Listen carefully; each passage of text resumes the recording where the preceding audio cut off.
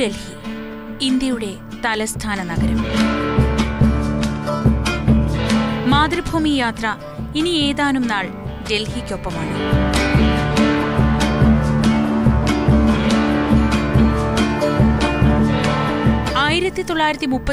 പാരീസിലെ ആർക്ക് ഡേ ട്രയംഫിൽ നിന്ന് പ്രചോദനം ഉൾക്കൊണ്ട് നിർമ്മിക്കപ്പെട്ട ഇന്ത്യ ഗേറ്റാണ് ന്യൂഡൽഹിയുടെ ഐക്കണുകളിലൊന്ന്. ഒന്നാം ലോക മഹായുദ്ധത്തിലും മൂന്നാം ആംഗ്ലോ അഫ്ഗാൻ യുദ്ധത്തിലും ജീവൻ നഷ്ടപ്പെട്ട 90,000 ഇന്ത്യൻ പട്ടാളക്കാരുടെ സ്മരണയ്ക്കായി നിർമ്മിച്ചതാണിത്.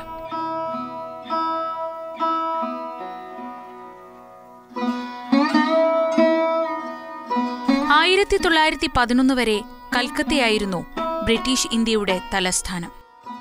ഡൽഹി ദർബാറിന്റെ സമയത്ത് ബ്രിട്ടീഷ് ഇന്ത്യൻ ഭരണാധികാരിയായിരുന്ന വി ജോർജാണ് ഈ നഗരത്തിന് തറക്കല്ലിട്ടത്.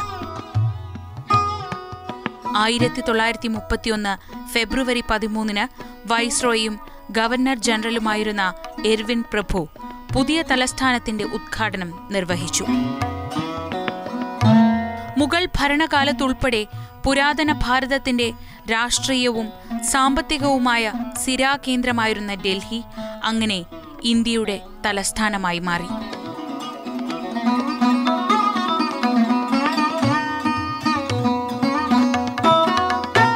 ഇന്ത്യയിലെ ഏറ്റവും വലിയ ബസ് ഗതാഗത ശൃംഖല ഡൽഹിയിലേതാണ്. CNG ഉപയോഗിച്ച് ഓടിക്കുന്ന ബസ്സുകളാണ് ഇവിടുത്തെ പ്രത്യേകത. അന്തരീക്ഷ മലിനീകരണം തടയുക എന്ന ലക്ഷ്യത്തോടെ പ്രകൃതിവാതകത്തിലേക്ക് മാറിയ ആദ്യകാല നഗരങ്ങളിലൊന്നാണ് ഡൽഹി. ഡൽഹി ട്രാൻസ്പോർട്ട് കോർപ്പറേഷന് കീഴിലാണ് ഈ ബസ്സുകൾ സർവീസ് നടത്തുന്നത്.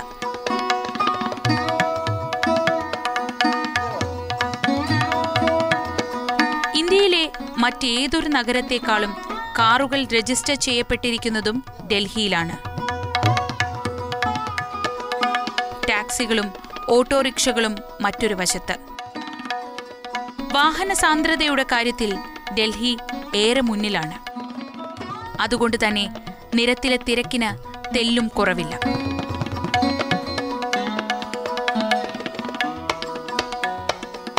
ഡൽഹിയിലെ ഗതാഗതക്കുരുക്കിന് കുറച്ചൊക്കെ പരിഹാരമായത് വിവിധ ബൈപ്പാസ് റോഡുകളും റിംഗ് റോഡുകളും മെട്രോ റെയിലും വന്നതോടെയാണ്. 51 കിലോമീറ്റർ നീളമുള്ള ഇന്നർ റിംഗ് റോഡ് അതിൽ ഏറെ പ്രാധാന്യം വഹിക്കുന്നു. ഏതാണ്ട് പൂർണ്ണമായും സിഗ്നൽ രഹിതമായ ഈ വീഥി നഗരത്തിലെ പ്രധാന ഭാഗങ്ങളെയൊക്കെ ബന്ധിപ്പിക്കുന്നു. നഗരത്തിന് പുറത്തുള്ള സ്ഥലങ്ങളിൽ ഔട്ടർ റിംഗ് റോഡും ഗതാഗത പ്രശ്നങ്ങൾക്ക് പരിഹാരം കാണുന്നു. ഇവ കൂടാതെ Delhi Noida direct flyway, Delhi Gurgaon express വേ, ഡൽഹി ഫരീദാബാദ് സ്കൈവേ തുടങ്ങിയവയെല്ലാം വന്നതോടെയാണ് നഗരത്തിലെ ഗതാഗത പ്രശ്നങ്ങൾക്ക് കുറച്ചൊക്കെ പരിഹാരമായത്. ഇപ്പോഴും ചില ഫ്ലൈ ഓവറുകളുടെയും മറ്റും നിർമ്മാണ പ്രവർത്തനങ്ങൾ നടന്നു വരുന്നുണ്ട്.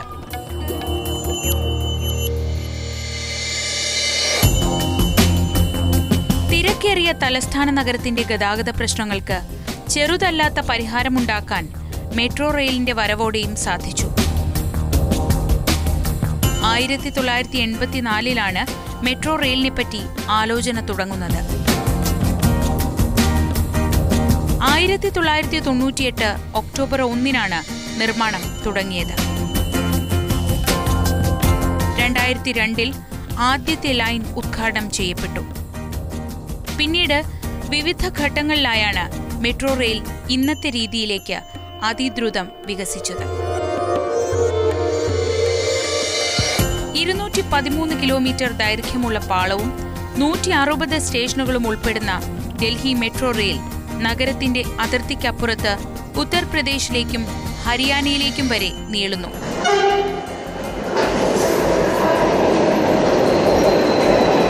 ന്യൂഡൽഹി, ഡൽഹി, ഫരീദാബാദ്, നോയിഡ, ഗാസിയാബാദ് എന്നീ സ്ഥലങ്ങളെ ബന്ധിപ്പിച്ചാണ് മെട്രോ റെയിൽ സർവീസ് നടക്കുന്നത്. ദൈർഘ്യത്തിൽ ലോകത്തെ ഏറ്റവും വലിയ 12 മെട്രോ റെയിലുകളിലൊന്നാണ് ഡൽഹിയിലേത്. ഇന്ത്യയിലെ ആദ്യത്തെ ആധുനിക ഗതാഗത സംവിധാനമെന്ന് ഇതിനെ വിശേഷിപ്പിക്കാം. വിമാനത്താവളത്തിലേക്കുള്ള ലിങ്ക് റെയിലിൽ മറ്റ് 6 മെട്രോ സ്റ്റേഷനുകൾ കൂടി സ്ഥിതി ചെയ്യുന്നു. ഇവിടേക്കുള്ള കോച്ചുകളും മറ്റുള്ളവയിൽ നിന്ന് വ്യത്യസ്തമാണ്. അത്യാവശ്യം ആഡംബരപൂർണമാണ് വിമാനത്താവളത്തിലേക്കുള്ള സർവീസിലെ കോച്ചുകൾ. ലക്ഷക്കണക്കിന് ആളുകളാണ് ദിവസവും മെട്രോ റെയിലിനെ ആശ്രയിക്കുന്നത്. ഡൽഹിയിലെ തെരുവുകളിൽ നിന്ന് 4 ലക്ഷത്തോളം വാഹനങ്ങളെ പിൻവലിപ്പിക്കാൻ മെട്രോ റെയിലിന് സാധിച്ചു എന്നാണ് കരുതുന്നത്. ഡൽഹി മെട്രോ റെയിൽ കോർപ്പറേഷൻ എന്ന കമ്പനിയാണ് ഇത് നിർമ്മിച്ചതും ഇപ്പോൾ പ്രവർത്തിപ്പിക്കുന്നതും. മെട്രോ മാൻ എന്നറിയപ്പെടുന്ന മലയാളിയായ എഞ്ചിനീയർ ഇ ശ്രീധരന്റെ വിദഗ്ധമായ കരങ്ങളാണ് ഡൽഹിയുടെ ഗതാഗത രംഗത്ത് വിപ്ലവം സൃഷ്ടിച്ച മെട്രോ റെയിലിനു പിന്നിലുള്ളതെന്നത് മലയാളിക്ക് എക്കാലത്തും അഭിമാനകരമായ സംഗതിയാണ്.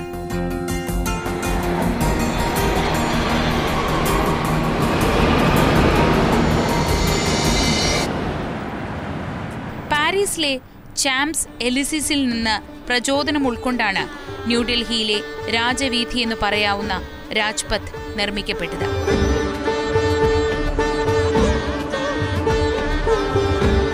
റെയ്സീന കുന്നുകളിൽ സ്ഥിതി ചെയ്യുന്ന രാഷ്ട്രപതി ഭവനിൽ നിന്ന് വിജയ് ചൌക്കും ഇന്ത്യ ഗേറ്റും നാഷണൽ സ്റ്റേഡിയവും സെക്രട്ടേറിയറ്റ് ബിൽഡിംഗും കടന്ന് രാഷ്ട്രപതി ഭവന്റെ ഗേറ്റുകളിൽ തന്നെ ഈ പാത ചെന്നെത്തുന്നു. ഇരുവശത്തും വിശാലമായ പുൽത്തകിടികളും പൂമരങ്ങളും രാജ്പഥിന് സൗന്ദര്യം പകരുന്നു. ഇന്ത്യയിലെ തന്നെ ഏറ്റവും പ്രധാനപ്പെട്ടതും തന്ത്രപ്രധാനവുമായ പാതകളിലൊന്നാണിത്. ഇന്ത്യൻ രാഷ്ട്രീയത്തിലെ പ്രധാന വ്യക്തികളിൽ പലരുടെയും അന്ത്യയാത്രയ്ക്ക് വീഥിയൊരുക്കിയതും രാജ്പഥാണ്. ബ്രിട്ടീഷുകാരുടെ കാലത്ത് നിർമ്മിച്ച മന്ദിരങ്ങളാണ് ഇപ്പോഴും ഈ പാതയുടെ ഓരത്തുള്ളത്. ഡൽഹിയിലെത്തുന്ന സഞ്ചാരികളെ ഏറെ ആകർഷിക്കുന്ന ഒന്നാണ് രാജകീയ പ്രൗഢി നിലനിർത്തുന്ന സുന്ദരമായ രാജ്പഥ്. പാർലമെന്റും രാഷ്ട്രപതി ഭവനും എല്ലാം കാണുന്നതിനൊപ്പം ചുറ്റുമുള്ള ഉദ്യാനങ്ങളിലെ പ്രകൃതി ഭംഗിയും ജലധാരകളുടെ സൗന്ദര്യവുമെല്ലാം ഈ പാതയിലൂടെയുള്ള സഞ്ചാരത്തിൽ കണ്ടാസ്വദിക്കാനാകും.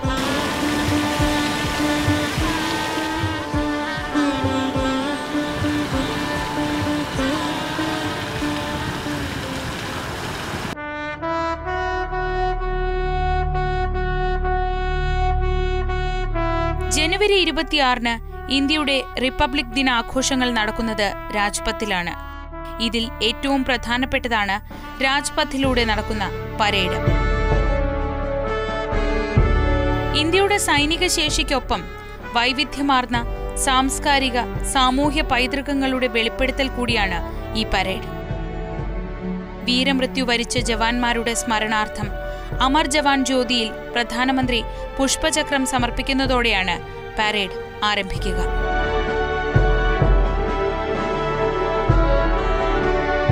ഇന്ത്യൻ ആർമിയുടെ 12ഓളം വ്യത്യസ്ത റെജിമെന്റുകൾ, നാവിക വ്യോമസേനകൾ തുടങ്ങിയവയെല്ലാം തങ്ങളുടെ ബാൻഡ് സെറ്റുകളുമായി എല്ലാ ഔദ്യോഗിക വേഷവിധാനങ്ങളോടെയും പരേഡിൽ അണിനിരക്കും.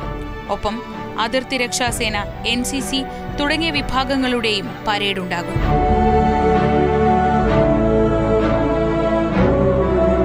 രാജ്യത്തിന്റെ വിവിധ ഭാഗങ്ങളിലെ വ്യത്യസ്ത സംസ്ഥാനങ്ങളിൽ നിന്നുള്ള 30ഓളം ഫ്ലോട്ടുകൾ പരേഡിന് സൗന്ദര്യം പകർന്നും ഇന്ത്യയുടെ നാനാത്വത്തിൽ ഏകത്വം വിളംബരം ചെയ്തും അണിനിരക്കും.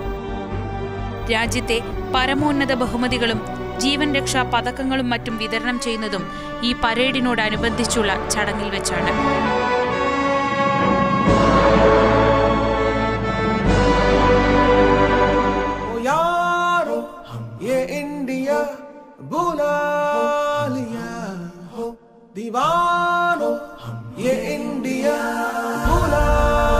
സമീപകാലത്ത് ന്യൂഡൽഹിയിൽ നടന്ന ഏറ്റവും വലിയ പരിപാടിയായിരുന്നു 2010 കോമൺവെൽത്ത് ഗെയിംസ്. ഈ കായിക പരിപാടിക്ക് മുന്നോടിയായി നഗരത്തിൽ ഒട്ടേറെ വികസന പ്രവർത്തനങ്ങൾ നടക്കുകയുണ്ടായി.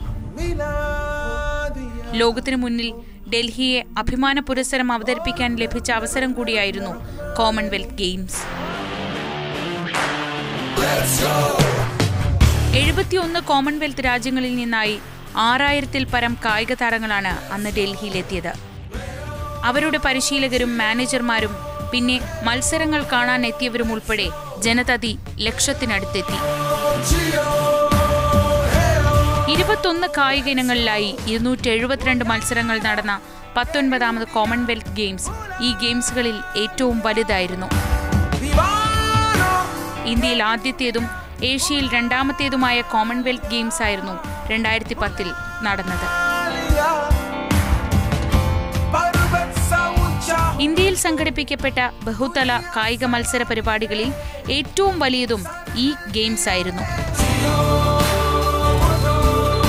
ഉദ്ഘാടന സമാപന പരിപാടികൾ അരങ്ങേറിയ ജവഹർലാൽ നെഹ്റു സ്റ്റേഡിയമായിരുന്നു മത്സരങ്ങളുടെ പ്രധാന വേദി.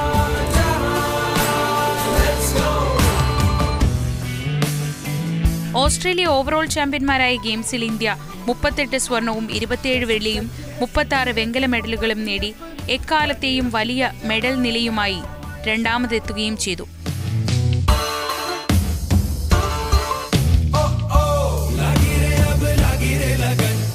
അങ്ങനെ ചരിത്രവും രാഷ്ട്രീയവും കലയും കായികവും എല്ലാം ഇടകലർന്ന ഇന്ത്യയുടെ തലസ്ഥാന ഭൂമികയിലെ കാഴ്ചകൾ തേടി മാതൃഭൂമി യാത്ര സഞ്ചാരം ആരംഭിക്കുകയാണ്.